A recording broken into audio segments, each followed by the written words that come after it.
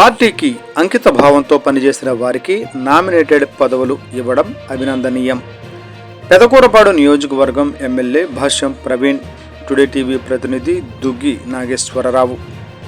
తెలుగుదేశం పార్టీకి నిబద్ధతతో, విశ్వాసంతో, సేవా దృక్పథంతో కృషి చేసిన వారికి నామినేటెడ్ పదవుల రూపంలో గౌరవం లభించడం హర్షణీయమని, అభినందనీయమని పెదకూరపాడు నియోజకవర్గ ఎమ్మెల్యే భాష్యం ప్రవీణ్ ఆదివారం అన్నారు.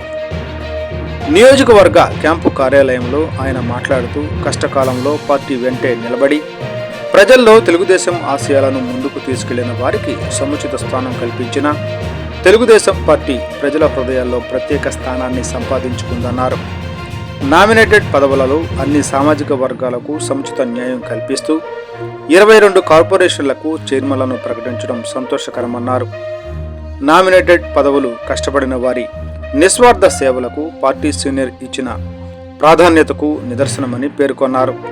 కష్టపడి పనిచేసిన వారికి నామినేటెడ్ పదవులు ఇవ్వడం పార్టీ శ్రేణుల్లో నూతన ఉత్తేజాన్ని నింపుతుందని తెలిపారు.